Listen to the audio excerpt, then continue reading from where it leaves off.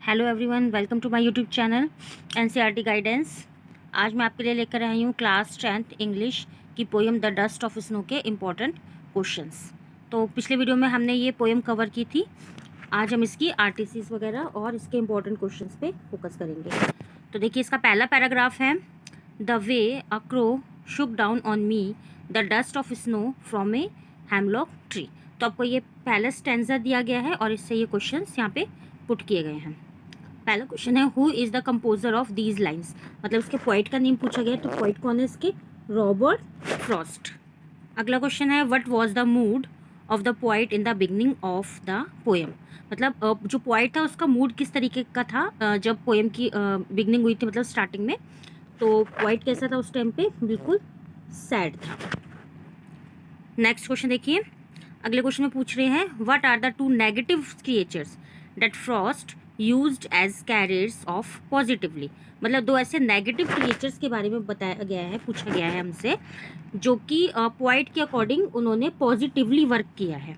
तो दो कौन से थे क्रिएचर्स? ये रहे हेमलॉक ट्री और क्रो। इन दोनों की इस पोएम में बात की गई थी और बाद में जो इसका इम्पैक्ट पड़ा है वो पॉजिटिवली इम्पैक्ट पोइट पर पड़ा है। Question number 4, what does dust of snow represent.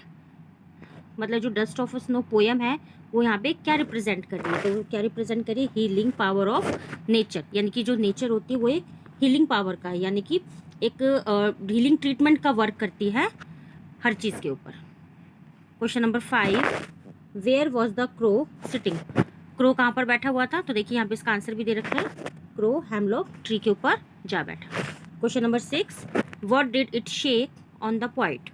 मतलब जो पोइट था, पोइट मतलब उसके ऊपर क्या गिरा? जो हेमलॉक ट्री था उसके ऊपर जो बर्फ जमी हुई थी वही पोइट पर गिरी थी। तो ये इसका आंसर डस्ट ऑफ स्नो, यानी कि जो स्नो थी वो पोइट के ऊपर गिरी थी जब ब्रांचेस को शेक किया गया था। मतलब क्रो ने जब ब्रांचेस को हिलाया तो डस्ट ऑफ स्नो पोइट पर गिरी। आगे है पैसेज 2, यानी कि स्टैंजा नंबर 2। इसमें हमें दिया गया है, has given my heart a change of mood and saved some part of a day I had rued. पहला क्वेश्चन है, the experience save dash of the poet. मतलब जो पोइट था उसने अपने एक्सपीरियंस से पूरे दिन में क्या सेव किया? तो उसने क्या सेव किया? Some part of the day, यानी कि कुछ पार्ट, पूरे डे का जो कुछ पार्ट था वो उसने सेव किया। नेक्स्ट क्वेश्चन है, Which word in the synonym of feel, remorse or regret as used in the stanza। feel remorse का सेम मीनिंग हमसे पूछा गया। remorse माने होता है पछतावा, पछतावा करना। तो इसका यहाँ पे synonym होगा हमारा rude। Question number 3, how did the dust of snow affect the poet. मतलब जो डस्ट ऑफ स्नो थी वो उसने किस तरीके से पोइट के ऊपर क्या इफेक्ट डाला?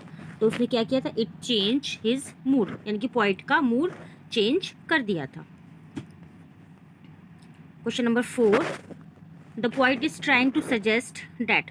मतलब जो पोइट है वो क्या सजेस्ट करने की, क्या समझाने की कोशिश कर रहा है? तो वो हमें बता रहा है, small things can bring big changes in life. यानी कि जो छोटी छोटी चीज़ें होती हैं वो भी बड़े बड़े चेंजेस ला सकती हैं हर इंसान की लाइफ में। क्वेश्चन नंबर 5 हमसे पूछ रहे हैं, what is the rhyme scheme of the given stanza. यानी कि जो पोएम है वो पोएम की राइमिंग स्कीम क्या चल रही है? तो पोएम की राइमिंग स्कीम चल रही है ए बी ए बी। ये देखिए मैं आपको दिखा देती हूँ।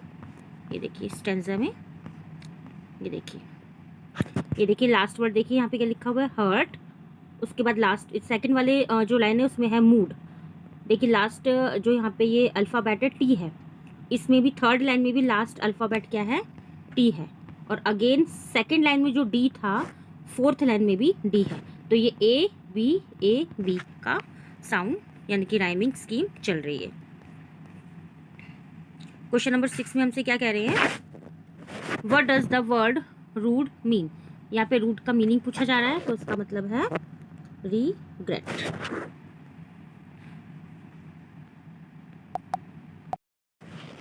शॉर्ट क्वेश्चंस देख लेते हैं जो 40-50 वर्ड्स वाले हैं।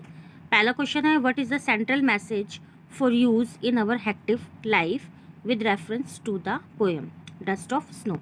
यानी कि पोयम के रेफरेंस से इसका सेंट्रल मैसेज क्या है, हमारी हेक्टिक लाइफ को, यानी कि हमारी जो परेशान भरी जो लाइफ होती है उसको लेके क्या मैसेज है पोइट का। तो आंसर में क्या बोल रहे हैं, with reference to the poem dust of snow the underlying message for use in our hectic life is that we should enjoy nature. मतलब हमें नेचर में इंजॉय करना चाहिए, and we should have a positive outlook, और हमें हमेशा positive एक अच्छा अपना आउटलुक यानी कि अपना एक नज़रिया रखना चाहिए, because they can lead to be learning of greater lesson of enjoying life। क्योंकि जो नेचर है ना वो हमें एक बहुत बड़े लेसन सिखा सकती है लाइफ को इंजॉय करने का। इसलिए हमेशा हमें अपना एक पॉजिटिव आउटलुक रखना चाहिए, चाहे हमारी कितनी भी हेक्टिक लाइफ हो। क्वेश्चन नंबर 2 देख लेते हैं। क्वेश्चन नंबर 2 में हमें बताया गया है, what does the poet Robert Frost want to convey through the poem dust of snow. मतलब जो पोएट है रॉबर्ट फ्रॉस्ट वो क्या कन्वे करना चाहते हैं, इस पोएम के माध्यम से हमें क्या बताना चाहते हैं। इसका आंसर देखिए नीचे हुए,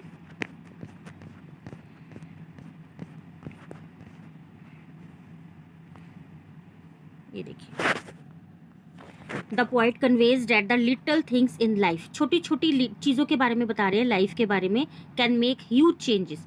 यानी कि छोटी छोटी चीज़ें लाइफ में एक बड़ा चेंज ला सकती हैं। The simple things we do can make all the difference and brighten a person's day. और किसी के भी दिन को, कितनी भी डिफरेंसेस है उसको ठीक कर सकती है, दिन को ब्राइटन बना सकती हैं। क्वेश्चन नंबर 3 क्या पूछा जा रहा है हमसे,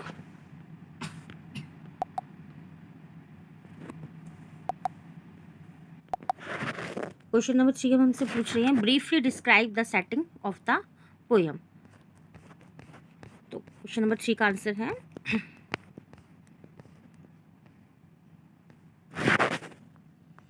the poem has a setting where the poet is under a hemlock tree.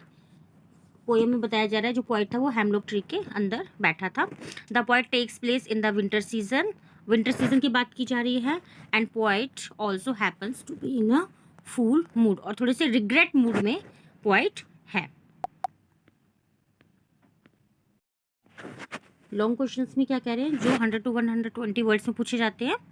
A simple movement has the potential to change our mood and perspective. Explained with reference to the poem Dust of Snow.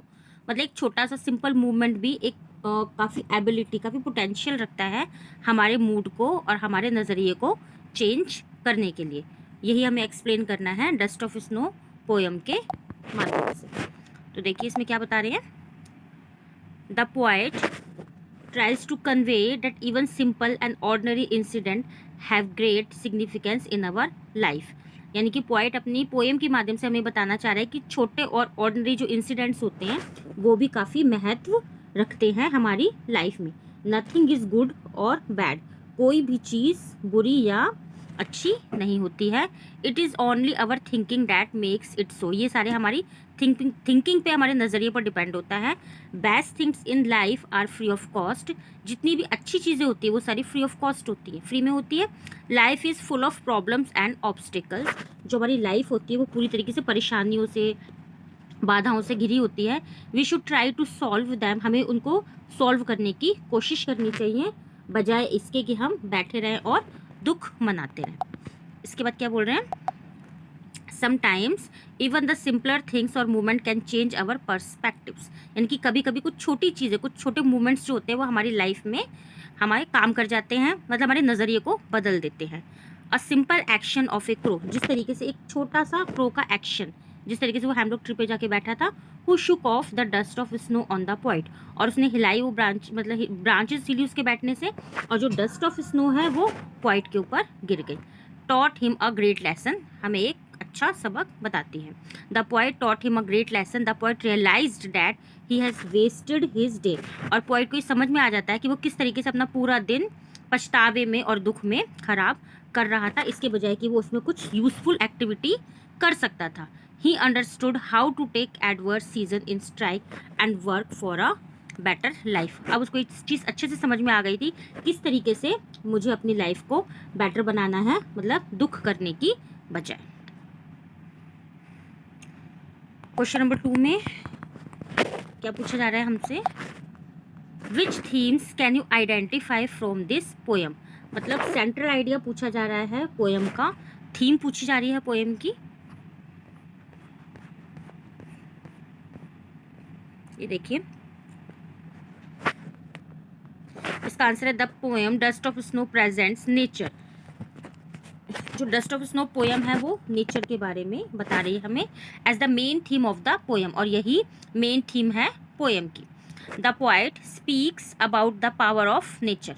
जो poet है वो nature की power के बारे में बात करता है, एंड द हीलिंग इफेक्ट, और उसके हीलिंग इफेक्ट के बारे में बात करता है जो नेचर के पास है। The poet explain to us, poet हमें बताता है that nature has the ability, nature के पास ऐसी एबिलिटी है टू क्योर ऑल इल और both the mind and the body, जो हमें मतलब इलनेस से बाहर निकाल सकती है, हमारी बॉडी और हमारे माइंड को रिलैक्स कर सकती है। ऐसी पावर नेचर के पास है। नेक्स्ट क्वेश्चन में हमसे कह रहे हैं स्मॉल थिंग्स इन लाइफ में मोर और make our life elaborate in the light of the poem dust of snow. मतलब छोटी सी चीज़ें हमारी लाइफ में किस तरीके से चेंज करती हैं, वो सारी चीज़ें किस तरीके से प्रकाशित करती है हमारी लाइफ को, डस्ट ऑफ स्नो के माध्यम से हमें वो चीज़ें बतानी हैं। तो इसका आंसर है the poet Robert Frost describe in this poem that how a dim day turned out to be a pleasant one with simple act of nature. मतलब नेचर के एक छोटे से एक्ट के द्वारा किस तरीके से जो पूरा दिन जो डिम था वो एकदम प्लेजेंट वे में चेंज हो गया। उसके बाद बात कर रहे हैं it was just a crow, और ये किसकी वजह से हुआ, क्रो की वजह से हुआ। That dust of the snow from a tree, जिसने स्नो को मतलब डाला या उसके द्वारा जो स्नो थी वो पॉइंट के ऊपर गिर गई। The snow dust that falls on the point makes him feel quite pleasant and how it acts in changing his bad mood, और किस तरीके से जो पॉइंट का जो मूड था वो एकदम प्लेजेंट हो गया, मतलब उसका जो बैड मूड था वो एकदम प्लेजेंट मूड में बदल गया। लास्ट क्वेश्चन है हमारा question number 4, how has the poet presented nature's healing power in this poem. किस तरीके से पोएट ने नेचर की जो हीलिंग पावर है वो इस पोएम में प्रेजेंट की है। तो it is true that nature has healing power, ये सच्ची बात है कि नेचर के पास हीलिंग पावर होती है। When the dust of snow from the hemlock tree fall on the point, जब जो डस्ट ऑफ स्नो होती है ना वो पॉइंट के ऊपर गिरती है हेमलॉक ट्री की ब्रांचेस से, he felt very much relaxed, तब जो पोएट है उसको बहुत ज़्यादा रिलैक्स महसूस होता है। In other words the poet depressed mind healed by dust of snow, और जो पोएट का जो माइंड होता है ना, डिप्रेशन जो होता है वो एकदम हीलिंग उसमें आ जाता है, मतलब वो एकदम रिलैक्स हो जाता है उस बर्फ़ से। तो इस तरीके से हमें नेचर की क्वालिटी के बारे में इसमें बताया गया है, और ये जितने भी क्वेश्चंस थे बहुत इंपॉर्टेंट हैं एग्जाम के पॉइंट ऑफ व्यू से, क्योंकि ये सारे क्वेश्चंस मैंने आपसे डिस्कस किए। ये गवर्नमेंट स्कूल में जो सपोर्ट मटेरियल प्रिंट होती है उसके क्वेश्चन आंसर्स थे। तो पोएम के आरटीसीज और इम्पॉर्टेंट क्वेश्चंस आज हमने इस वीडियो में डिस्कस किए हैं। अगर आपको ये वीडियो अच्छी लगती है तो प्लीज़ मुझे सब्सक्राइब, लाइक और कमेंट करना ना भूलें। Thank you very much.